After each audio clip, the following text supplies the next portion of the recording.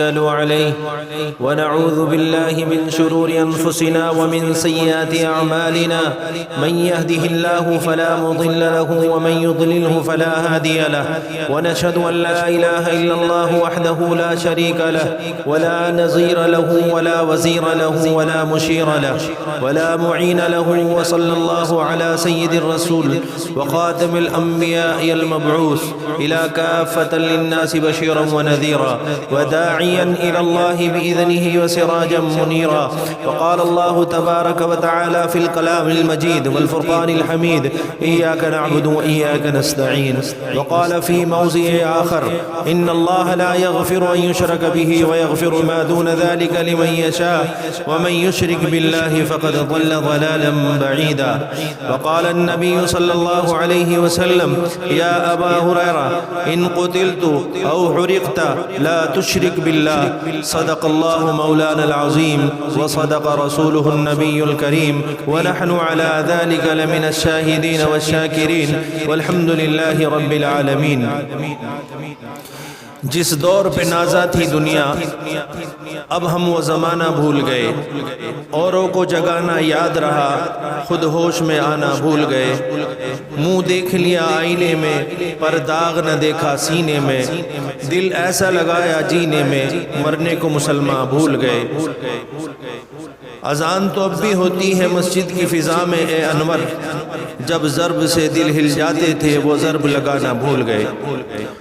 میرے محترم سامعین اور بزرگوں، آج کا موضوع توحید اور رسالت مآب صلی اللہ علیہ وسلم کی روشنی میں چند باتیں آپ کے گوش گزار کرنے کی سعادت حاصل کر رہا ہوں.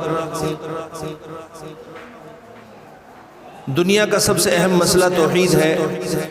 ایک ایسا مسئلہ، ایک ایسی بات اور ایک ایسا وعظ جو 1,24,000 انبیاء نے کیا، وہ کتنا اہم مسئلہ ہوگا، جس کے لیے اللہ نے نبی بھیجے اور ایک نبی نہیں بھیجا بلکہ 1,24,000 کم و بیش انبیاء آئے.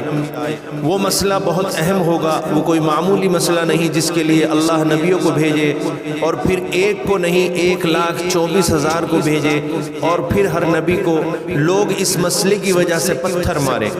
ہر پیغمبر کو اپنے گھر سے نکالیں، ہر نبی کو برا کہیں، ہر پیغمبر کو گالیاں دیں، ہر پیغمبر کے چہرے پر پتھر مارے جائیں، ہر پیغمبر کے راستے میں کانٹے بچھائے جائیں، ہر نبی کو اذیتیں دی جائیں اور اس کے بعد بھی وہ پیغمبر اس مسئلے کو نہ چھوڑے، اس پیغام کو نہ چھوڑے، اس دعوت کو نہ چھوڑے. معلوم ہوا کہ وہ مسئلہ اتنا اہم ہے کہ ساری خدائی میں اللہ کے نزدیک اس سے بڑا کوئی مسئلہ نہیں کہ جس مسئلے کے لیے پہلے نبی بھیجے جائیں اور بعد میں پھر ان انبیاء کو گھروں سے نکالا جائے اور ان انبیاء کے چہروں پر پتھر مارے جائیں اور ان کو برا کہا جائے. لیکن پیغمبر اذیتیں اٹھا کر تختہ دار پر لٹک کر جیلوں میں جا کر گھروں سے نکل کر بھی اس مسئلے کو نہ چھوڑے. معلوم ہوا کہ اللہ کی خدائی میں اس سے بڑا کوئی مسئلہ نہیں. وہ مسئلہ ہے مسئلہ توحید. تو میں اسی موضوع پر کچھ باتیں عرض کرنا چاہتا ہوں.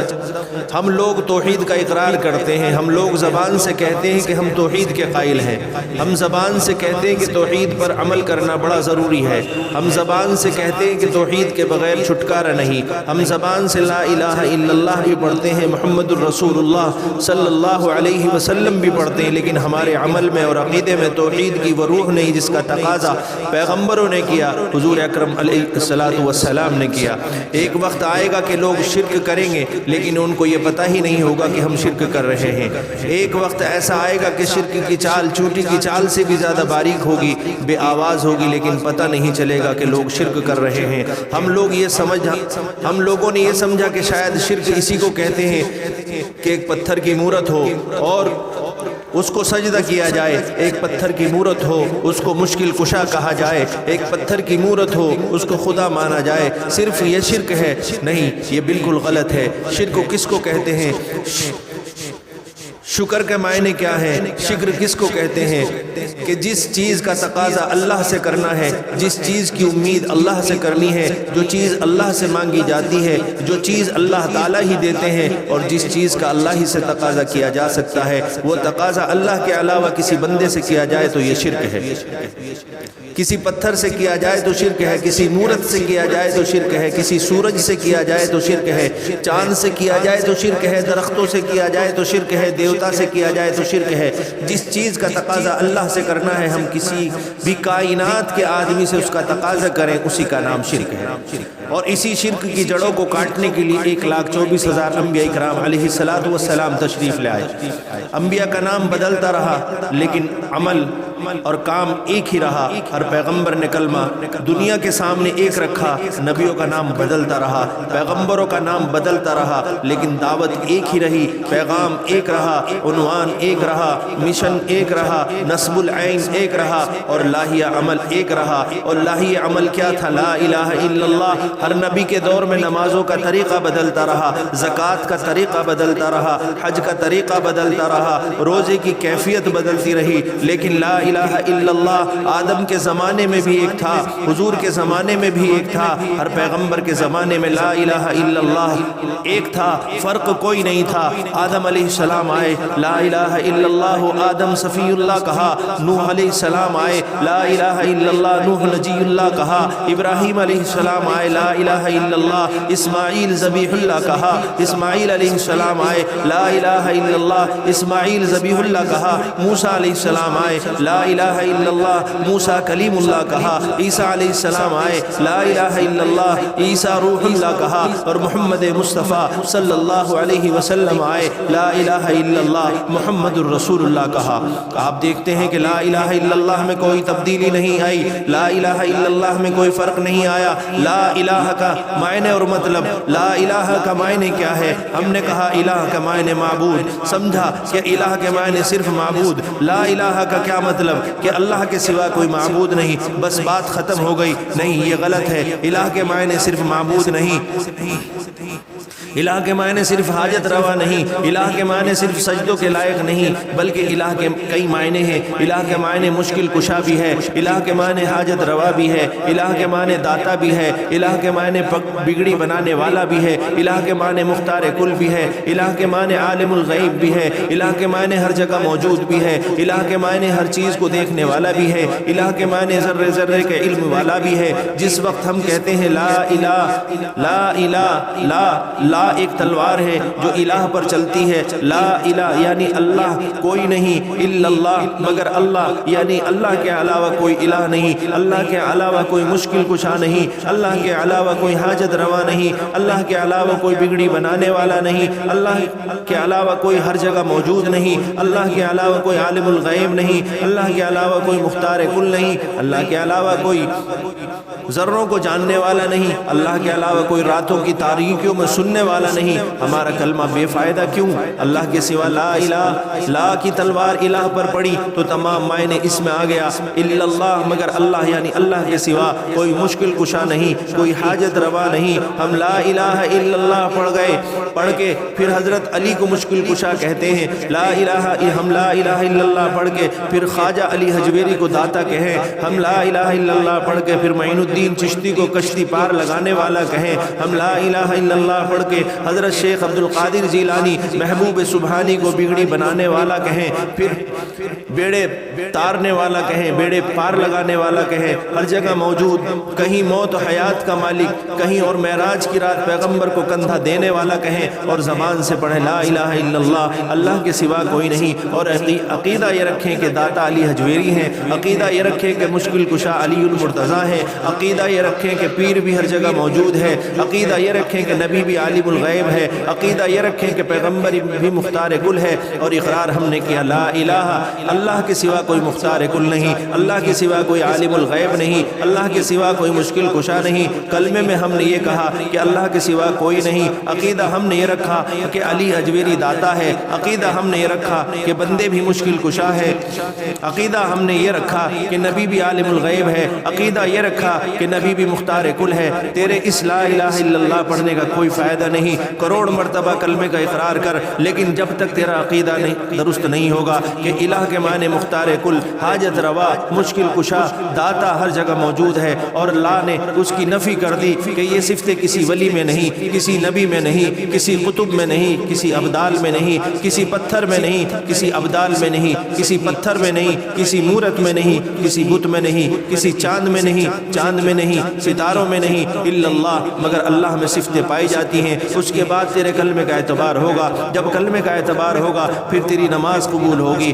پھر تیرا روزہ قبول ہوگا، پھر تیرا حج قبول ہوگا، پھر تیرا ذکر قبول ہوگا، پھر تیری عبادت قبول ہوگی۔ اگر لا الہ الا اللہ کے یہ معنی تو نہیں سمجھتا تو صرف لا الہ الا اللہ سے یہ مطلب لیتا ہے کہ پتھر کی مورت کو سجدہ نہ کرو، باقی حاجت روا بندوں کو کہو، مشکل کشا بندوں کو کہو، عالم الغیب بندوں کو کہو، ہر جگہ موجود پیغمبر کو کہو۔ ایسا کلمہ کروڑ مرتبہ پڑھے، تیرے کلمے کا کوئی اعتبار نہیں۔ ایسا اقرار کروڑ مرتبہ کرے، تیرے اس اقرار کا کوئی فائدہ نہیں۔ جب تک تو الہ کے پورے معنی کو سینے سے نہیں لگاتا، نہ تیرے کلمے کا اعتبار ہے، نہ تیری نمازوں کا اعتبار ہے، نہ تیرے روزوں کا اعتبار ہے، نہ تیری عبادت کا اعتبار ہے۔ یہی مفہوم سمجھانے کے لیے 1,24,000 انبیاء دنیا میں تشریف لائے۔ انبیاء کا اصل مشن، ہر نبی کو لوگوں نے پتھر مارے، ہر پیغمبر کو لوگوں نے برا کہا، ہر نبی کو گھر سے نکالا، ہر نبی کے راستے میں کانٹے بچھائے گئے، ہر پیغمبر کو جلا وطن کیا گیا، 18,000 نبیوں کو شہید کر دیا گیا، کئی ہزار نبیوں کو جیلوں میں ڈال دیا گیا، کنویں میں ڈال کر پیغمبروں کو زندہ دفن کر دیا گیا۔ لیکن 1,24,000 انبیاء میں سے ایک نبی بھی ایسا نہیں آیا جس نے لا الہ الا اللہ کے معنی تبدیل کر دیا ہو، اس کے معنی میں کوئی لچک پیدا کر دی ہو، اس کے مفہوم میں لچک پیدا کر کے خاموشی کا اظہار کیا ہو۔ ہر پیغمبر اسی لا الہ الا اللہ کے مفہوم کو دنیا میں سمجھانے کے لیے آیا تاکہ ساری انسانیت اس ماتھے کو ساری دنیا سے ہٹا کر اس خدا کے دروازے پہ جھکائے اور ساری کائنات ایک خدا کے قانون کے علاوہ وہ تمام قوانین کو مسترد کر دے، ایک کے دروازے کے علاوہ وہ سب دروازوں کو چھوڑ دے، ایک عالم الغیب کے علاوہ تمام کو عالم الغیب کہنا چھوڑ دے، ایک حاجت روا کے علاوہ سب کی حاجت روائی کا عقیدہ چھوڑ دے، ایک داتا کے علاوہ سب کے داتا ہونے کا عقیدہ چھوڑ دے۔ ساری کائنات اپنے ماتھوں کو، اپنے سجدوں کو، اپنے عبادت کے محور کو ایک اللہ کے ساتھ مرکوز کرے۔ یہی 1,24,000 انبیاء کرام علیہ الصلوۃ والسلام کا مقصد اور اصل مشن تھا۔ لا الہ الا اللہ کا مفہوم، لا الہ الا اللہ کا مفہوم کیا ہے کہ اللہ کے سوا کوئی نہیں۔ لا الہ الا اللہ، الہ کے معنی صرف معبود ہی نہیں، الہ کے معنی مشکل کشا ہے، الہ کے معنی حاجت روا ہے، الہ کے معنی معبود حقیقی ہے، الہ کے معنی مسجود ہے، الہ کے معنی ہر جگہ موجود ہے۔ جب خود لا اس کے اوپر آیا تو ہر ایک کی نفی ہو گئی، یہی الہ کے معنی ہے۔ نماز میں ہم کیا کہتے ہیں؟ ایاک نعبد و ایاک نستعین، کیا مطلب ہے اس کا؟ کبھی اس حقیقت پر غور کیا ہے کہ ایک ایسا لفظ جو ہم ہر نماز میں پڑھتے ہیں، ہر نماز کے قیام میں اس کو پڑھا جاتا ہے، اس کی کیا وجہ ہے کہ صرف سورہ فاتحہ ہی نماز میں کیوں پڑھی جاتی ہے، باقی کوئی سورت کیوں نہیں پڑھی جاتی؟ اس لیے کہ سورہ فاتحہ لا الہ الا اللہ کی روح ہے، سورہ فاتحہ پورے قرآن کا خلاصہ ہے، سورہ فاتحہ پورے قرآن کا نچوڑ ہے۔ نچوڑ کیوں ہے؟ اس لیے کہ اس کے اندر ایک ایسا کلمہ ہے کہ جو کلمہ لا الہ الا اللہ کا حقیقی مفہوم ادا کر رہا ہے، اور وہ یہ ہے کہ ایاک نعبد و ایاک نستعین۔ شک دور کرنے کے لیے عربی گرامر کے اصول کی تبدیلی، ایک یہ بات یاد رکھیں، توجہ کی ضرورت ہے۔ عربی گرامر کے حساب سے فعل اور فاعل پہلے ہوتا ہے اور مفعول بعد میں ہوتا ہے۔ عربی گرامر کا یہ اصول تھا کہ نعبد ایاک ہوتا، اس لیے کہ نعبد کے معنی عبادت کرتے ہیں ہم، یعنی ہم عبادت کرتے ہیں تو عبادت فعل ہو گیا اور ہم فاعل ہو گئے۔ لیکن اب اس کا مفعول کیا ہے؟ مفعول کہ جس کی عبادت کی جائے، چاہیے یہ تھا کہ فاعل اور فعل پہلے ہو اور مفعول بعد میں ہو۔ جس طرح ہم عربی میں کہتے ہیں ضرب زید عمرا، کہ زید نے مارا عمر کو، تو جس کو مارا وہ مفعول ہے تو وہ آخر میں آیا، زید پہلے ہے فاعل، عمر مفعول ہے، پہلے ضرب فعل ہے اور زید اس کا فاعل ہے، اور عمر اس کا مفعول ہے تو مفعول آخر میں آیا۔ یہ عربی گرامر کا اصول ہے کہ مفعول فعل اور فاعل کے بعد آتا ہے، لیکن بسا اوقات ایسا ہوتا ہے کہ کلام کو پکا کرنے کے لیے، تاکید اور حصر کے لیے، اس کے اندر پختگی پیدا کرنے کے لیے مفعول کو مقدم کر دیا جاتا ہے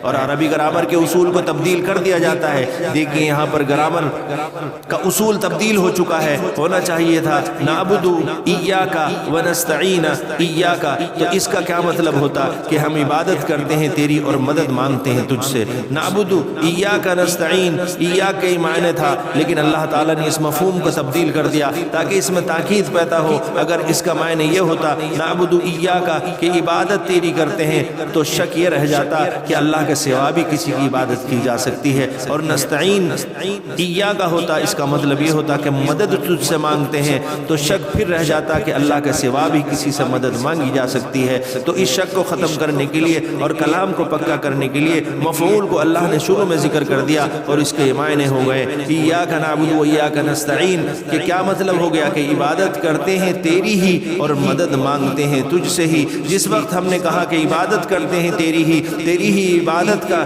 کیا مطلب کہ تیرے سوا کسی کی عبادت نہیں، اور ایاک نستعین کا کیا مطلب کہ مدد مانگتے ہیں تجھ ہی سے۔ اب تجھ ہی سے کا مطلب کیا ہو گیا کہ تیرے سوا کوئی مدد کے لائق نہیں، کوئی بگڑی بنانے والا نہیں۔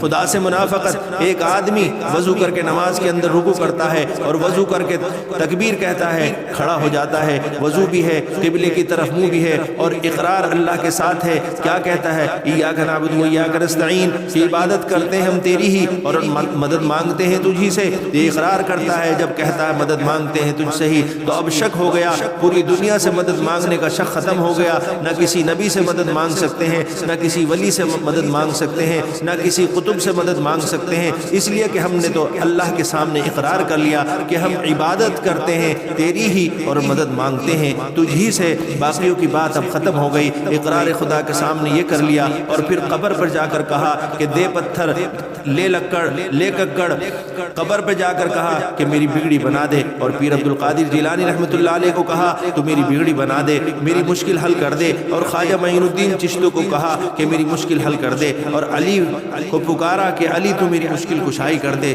دیکھو نماز میں اقرار کیا کہ مدد تیرے علاوہ کوئی نہیں دیتا، عبادت تیرے علاوہ کسی کی نہیں کرتے، اور نماز کے بعد جا کر ہم بندوں سے مدد مانگیں، نبیوں سے مدد مانگیں، ولیوں سے مدد مانگیں، اس سے بڑی منافقت دنیا میں کوئی نہیں۔ اور کلمے کے اقرار کے بعد جب منافقت پیدا ہو گئی، یہی وجہ ہے کہ ہماری دعائیں قبول نہیں ہوتی۔ لوگ کہتے ہیں ہمیں 40 سال ہو گئے نمازیں پڑھتے پڑھتے دعا قبول نہیں۔ دعا قبول کیوں ہو؟ تیری دعا میں وہ روح نہیں، وہ توحید کی روح نہیں، جس روح کا تقاضا نماز نے کیا، جس روح کا تقاضا قرآن نے کیا، جس روح کا تقاضا پیغمبروں نے کیا، کہ خدا کے سامنے نماز میں اقرار کرتا ہے کہ مدد تیرے علاوہ کسی کی ہم نہیں چاہتے، اور باہر جا کر مدد پیروں سے مانگتا ہے، مدد ولیوں سے مانگتا ہے، مدد نبیوں سے مانگتا ہے۔ یہ منافقت جب تک نہیں چھوڑے گا کہ اقرار لا الہ الا اللہ کا اقرار، ایاک نعبد و ایاک نستعین کا عمل تیرا یہ ہے کہ مدد غیروں سے مانگتا ہے، جب تک اس منافقت کو چھوڑ کر نبیوں کے ایک کلمے اور ایک مشن پر قائم نہیں ہو جاتا، تیری نماز اور روزے کا کوئی اعتبار نہیں ہے۔ اس دوئی منہ اور دوغلے راستے کو ہمیں چھوڑنا ہوگا، تب نماز قبول ہوگی۔ یہ دوغلا راستہ ہے یا نہیں؟ اگر اقرار ہم نے اللہ سے کیا کہ تیرے علاوہ مدد کسی سے نہیں مانگتے اور غیروں سے جا کر مدد مانگتے ہیں۔ ایک چھوٹا سا سوال ہے، ایک سوال چھوٹا سا یہاں پیدا ہوتا ہے، اور وہ کل بھی آپ سے کوئی سوال کر سکتا ہے۔ میں یہاں بیٹھا ہوں، میں آپ سے یہ کہوں کہ قرآن شریف ہے، یہ قرآن وہاں رکھو، تو گویا کہ میں نے آپ سے مدد مانگی۔ ایک آدمی پیاسا ہے، وہ کسی کو کہتا ہے یار پانی کا گلاس تو لاؤ، ایک آدمی کہتا ہے یار یہ میرا کام ہے یہ کر دو، تو آپ کہتے ہیں جی کسی سے مدد مانگنا تو شرک ہے۔ تو دیکھو یہ مدد کسی سے مانگی گئی ہے یا نہیں مانگی گئی، کہ میں نے کسی کو کہا کہ یہ کتاب وہاں رکھ دو، یہ لاؤڈ اسپیکر پکڑ لو، یہ پانی کا لوٹا مجھے دے دو، یہ مجھے سائیکل دے دو، یہ فلاں کام ہو، یہ فلاں کام ہے اس کو کراؤ، مجھے موٹر سائیکل چاہیے، مجھے گاڑی چاہیے، مجھے اتنے پیسے چاہیے، تو دیکھو میں نے مدد مانگی کہ نہیں، کہ اللہ کے علاوہ کسی سے مدد نہیں مانگنی چاہیے۔ تو آپ کہتے ہیں کہ نماز میں اقرار کیا کہ تیرے علاوہ کسی سے مدد نہیں مانگتے، اور ادھر عمل یہ ہے کہ غیروں سے مدد مانگی جا رہی ہے، اس کا کیا مطلب؟ یہ سوال ہے کہ نہیں آپ کے ذہن میں آتا ہے یہ سوال کہ نماز میں ہم کہتے ہیں کہ تیرے علاوہ ہم کسی سے مدد نہیں مانگتے، اور ہم دنیا میں ایک دوسرے سے خوب مدد مانگتے ہیں، تو پھر یہ سارا کچھ شرک ہو گیا۔ یہ بات سمجھنے کے تعلق سے رکھتی ہے، بڑے آسان لفظوں میں یہ بات آپ کو سمجھانا چاہتا ہوں۔ جس میں مدد مانگنے کی نفی کی گئی ہے وہ بغیر سبب کے مدد مانگی گئی ہے۔ ابھی میں آپ کو سمجھاتا ہوں بغیر سبب کا کیا مطلب۔ میں نے آپ سے کہا کہ مجھے پانی پلاؤ، اس کے اندر سبب کیا ہے کہ مجھے پیاس لگی ہے، پانی پلاؤ سبب ہے، وہ پانی کا گلاس اور پانی کا موجود ہونا۔ کہ میں آپ سے کہتا ہوں مجھے پانی پلاؤ، آپ پانی اپنے پاس سے پیدا نہیں کریں گے، پانی تو باہر موجود ہے، تو آپ باہر جو اللہ کی طرف سے پانی موجود ہے وہ لا کر میرے پاس لے آئیں گے۔ تو گویا کہ آپ خود پانی لینے کے محتاج ہیں، پھر پانی ہونے کے محتاج پھر پانی ہونے کے محتاج ہیں، پھر پانی کو میرے پاس پہنچانے کے محتاج ہیں، تو گویا کہ آپ خود محتاج ہو گئے۔ پانی میرے پاس پہنچانا یہ سبب کے ذریعے سے ہوا، تو پانی تھا تو تب آپ نے مجھے پہنچایا، گلاس تھا تو تب پانی میرے پاس آیا، آپ میں اتنی طاقت تھی کہ آپ نے پانی مجھ تک پہنچایا۔ تو یہ طاقت کا ہونا، پانی کا باہر موجود ہونا اور گلاس کا ہونا یہ سبب ہے، سبب کے ذریعے مدد مانگی جا سکتی ہے۔ اس کو آسان لفظوں میں یوں سمجھیے، ایک ڈاکٹر صاحب ہیں، اس ڈاکٹر صاحب کے پاس کوئی یہ نہیں کہتا کہ مجھے شفا دے، میرے سر میں درد ہوا ہے، یا آپ کے سر میں درد ہوا تو آپ کو فوراً ایک آدمی مشورہ دے گا کہ فلاں ڈاکٹر کے پاس چلے جاؤ، یہ کہتا ہے کہ نہیں کہتا؟ کیوں؟ اس لیے کہ ڈاکٹر تجھے دوائی دے گا اور دوائی کے بعد تجھے آرام آئے گا، یہ ڈاکٹر کا دوائی دینا یہ سبب ہے۔ اگر ڈاکٹر دوائی نہ دے شفا ہو سکتی ہے؟ مجھے بتاؤ نہیں۔ تو ڈاکٹر نے جو شفا دی ہے وہ سبب کے ذریعے سے دی ہے، ڈاکٹر تو بغیر سبب کے شفا دے نہیں سکتا۔ تو سبب کے ذریعے کسی سے مدد مانگنا کفر نہیں، سبب کے بغیر مانگنا کفر ہے۔ دیکھیے ہم اللہ سے کہہ سکتے ہیں اللہ ہمیں شفا دے، اس میں کوئی سبب نہیں، کیونکہ بغیر دوائی کے اللہ شفا دے سکتا ہے۔ ہم اللہ سے کہتے ہیں کہ اللہ ہمیں بیٹا دے، بغیر طاقت ہونے کے اپنے پاس طاقت نہیں، لیکن اللہ سے بغیر طاقت کے دعا کی جا سکتی ہے، اے اللہ ہمیں اولاد دے۔ حضرت زکریا علیہ السلام کی عمر 90 سال سے زیادہ تھی، طاقت کوئی نہیں تھی۔ حضرت ابراہیم علیہ السلام کی عمر 120 سال تھی، بیوی کی عمر 90 سال تھی، میاں بیوی میں کوئی طاقت نہیں رکھتے تھے بچہ پیدا کرنے کے لیے، لیکن اللہ سے دعا مانگی، اے اللہ بچہ دے دے، اللہ نے اسی حالت میں انہیں بچہ دے دیا۔ تو معلوم ہوا کہ سبب کے بغیر مدد اللہ دے سکتا ہے، کہ بچہ بچی دینے کی طاقت آدمی میں صحت میاں بیوی کی نہ بھی ہو تب بھی بچہ مل سکتا ہے، بچی مل سکتی ہے۔ دیکھو سبب کیا ہے کہ میاں بیوی کے ساتھ بچہ ملتا ہے، لیکن آدم علیہ السلام بغیر ماں اور باپ کے پیدا کیے گئے، سبب کوئی نہیں۔ عیسیٰ علیہ السلام بغیر باپ کے پیدا کیے گئے، سبب کوئی نہیں۔ تو پھر سبب کے بغیر مدد اللہ دیتا ہے، اور سبب کے بغیر مدد بندوں سے آدمی مانگ سکتا ہے۔ ڈاکٹر سے کہتا ہے ڈاکٹر جی میرے سر میں درد ہے کچھ کرو، کیا مطلب ہے کہ ڈاکٹر جی دوائی دو؟ یہ مطلب نہیں ڈاکٹر جی شفا دو، اس لیے شفا تو ڈاکٹر کے بھی اختیار میں نہیں، ڈاکٹر تو آگے دوائی کا محتاج ہے، وہ شفا کیسے دے سکتا ہے؟ ڈاکٹر تو ہیلا کرے گا، ہیلا کسی سے کروانا، ہیلا کرنا یہ کوئی شرک نہیں، یہ سبب کے ذریعے مدد ہے۔ جو مدد سبب کے ساتھ مانگی جاتی ہے اس کا مانگنا شرک نہیں۔ اللہ کے سوا بغیر سبب کے کسی سے مدد مانگنا، جو بغیر سبب کے مانگی جاتی ہے اس کا مانگنا شرک ہے۔ ہم پیر کی قبر پر جا کر کہیں میری مشکل حل کر دے، درمیان میں سبب کوئی نہیں، یہ شرک ہے۔ ہم پیر کی قبر پہ کہیں مجھے شفا دے دے، درمیان میں سبب کوئی نہیں، یہی شرک ہے۔ ہم پیر سے کہہ دیں مجھے لڑکا دے دے، درمیان میں سبب کوئی نہیں، یہی شرک ہے۔ ہم پیر سے کہہ دیں میری بگڑی بنا دے، پیر قبر میں پڑا ہے اور ہم کہتے ہیں کہ میری بگڑی یہاں آ کر بنا دے، درمیان میں سبب نہیں، یہ شرک ہے۔ تو میں اگر اس دنیا میں کسی آدمی سے کوئی مدد مانگوں یہ سبب کے ساتھ ہے، مجھے پتہ ہے کہ یہ آدمی جو کام میرا کرے گا اس میں خود بھی طاقت نہیں، اس کو بھی طاقت اللہ نے بخشی ہے، آگے اس کا وسیلہ موجود ہو پھر یہ میری مدد کر سکتا ہے۔ لیکن جو مدد بغیر وسیلے کے بغیر طاقت کے ہو سکتی ہے وہ اللہ کے سوا کوئی نہیں دے سکتا۔ اللہ سبب کے بغیر مدد دیتا ہے، چابی نہ ہو تالا کھل سکتا ہے، میاں بیوی نہ ہو بچے دے سکتا ہے، دوائی نہ ہو شفا دے سکتا ہے، اور کوئی آسرا بظاہر نہ ہو آسرا پہنچا سکتا ہے۔ پانی میں کشتی نہ ہو تو بغیر کشتی کا آدمی کو بچا سکتا ہے، بغیر کسی ہیلے کے اللہ مدد دے سکتا ہے۔ انسان جو مدد دیتا ہے یہ انسان تو خود اللہ کا محتاج ہے، جو خود محتاج ہو وہ کسی کو کیا مدد دے سکتا ہے؟ نہ وہ خالق ہوتا ہے، نہ وہ قادر ہوتا ہے، نہ وہ داتا ہوتا ہے، نہ وہ مالک ہوتا ہے، نہ وہ حاجت رواں ہوتا ہے، نہ وہ مشکل کشا ہوتا ہے، بلکہ مشکل کشا وہ ہوتا ہے جو بغیر سبب کے مدد کرتا ہے، اور وہ اللہ کے سوا کوئی نہیں کر سکتا۔ حضرت علی مشکل کشا کیسے؟ کوئی آدمی حضرت علی کو مشکل کشا کہتا ہے تو ان سے یہ پوچھو کیا علی مشکل کشا تھے؟ کیا حضرت علی خود مشکلوں میں پھنسے رہے ہیں؟ حضرت علی پر یہ مشکل آئی تھی یا نہیں کہ شادی کا وقت ہے، انہوں نے 2 اونٹ پال رکھے تھے، حضرت حمزہ رضی اللہ عنہ نے ان دونوں اونٹوں کو ذبح کر دیا۔ اس وقت وقت دین میں شراب حرام نہیں ہوئی تھی، نشے میں حضرت حمزہ نے دونوں اونٹوں کے گلے پر چھری چلا دی۔ اب دیکھو جب حضرت علی المرتضیٰ نے اونٹ پالے تھے شادی کے خرچ کے لیے، تو جب حضرت علی کو پتا چلا کہ میرے اونٹوں پر میرے چچا نے چھری پھیر دی، تو حضرت علی روتے ہوئے رسول اللہ کے پاس آئے اور آ کر شکایت کی، یا رسول اللہ میرے چچا نے میرے اونٹ ذبح کر دیے ہیں۔ حضور شکایت سن کر چچا کے پاس چلے آئے تو چچا کو دیکھا کہ نشے کی حالت میں ہے، تو رسول اللہ صلی اللہ علیہ وسلم نے کوئی بات نہیں کی اور بغیر بات کیے واپس آ گئے۔ حضرت علی المرتضیٰ نے عرض کیا، یا رسول اللہ آپ میرے کام کے لیے آئے تھے اور چچا کو کچھ بھی نہیں کہا، تو حضور نے فرمایا کہ حمزہ نشے میں تھے، اور اگر نشے کی وجہ سے میری بات کا غلط جواب دے دیتے تو کافر ہو جاتے، اس لیے میں خاموش ہو کر واپس آ گیا۔ حضرت علی رونے لگے۔ یہ واقعہ بخاری شریف میں ہے، جو حدیث کی کتابوں میں سے ہے۔ جو آدمی خود روتا ہے وہ تیرا مشکل کشا کیسے ہو سکتا ہے؟ جس کے اوپر خود مشکل آئے وہ مشکل کشا کیسے ہو سکتا ہے؟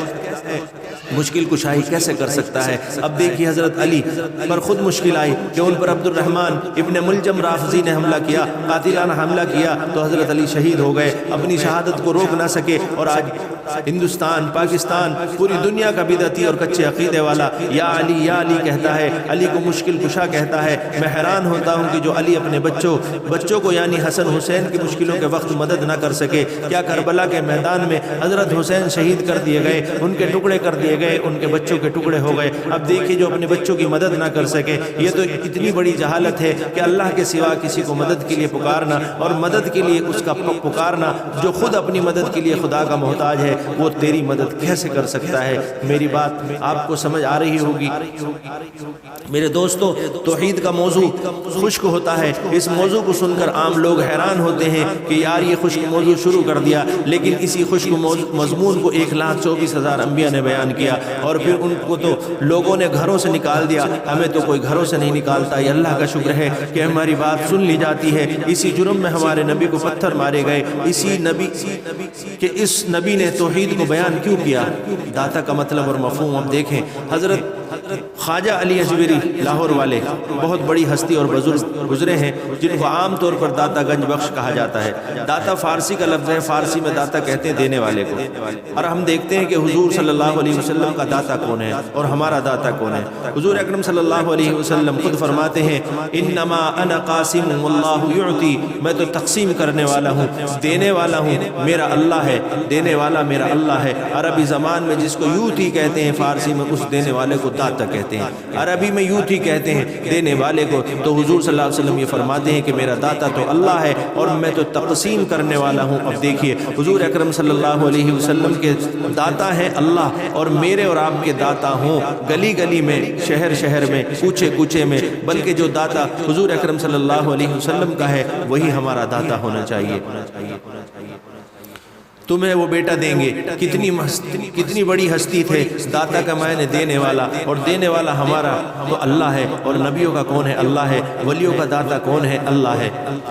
تو میرے عزیز ساتھیوں اور دوستوں، اس بات پر پوری توجہ دیں کہ یہ اس طریقے کے شرک، مخفی شرک ہیں جو ہمارے گھروں میں، ہمارے منوں میں اچھی طریقے سے انہوں نے جگہ پکڑ رکھی ہے۔ پہلی امتوں کے بھی شرک اسی طریقے سے ابھرے تھے۔ پہلی امتوں میں شرک یہ تھا کہ لوگ پتھر کو، مورت کو سجدہ کرتے تھے، اور ان کو شرک سے ہٹانا بڑا آسان تھا۔ لیکن آج کے دور میں شرک سے ہٹانا بڑا مشکل ہے، کیونکہ پہلی امتوں میں شرک ہوتا تھا بتوں کا نام لے کر۔ لات و حبل پتھر کی مورتیں ہیں، نبیوں نے آ کر کہا مورتیوں کو سجدہ نہ کرو۔ وہ کہتے تھے کیوں سجدہ نہ کریں؟ تو نبی کہتے تھے کہ پتھر کیا دے سکتے ہیں تمہیں؟ بات بڑی آسان تھی، ان کو بات سمجھ میں آ جاتی تھی۔ آج وہ کام جو اس دور میں لوگ پتھروں سے لیتے تھے، وہی کام آج ولیوں سے لیا جانے لگا ہے۔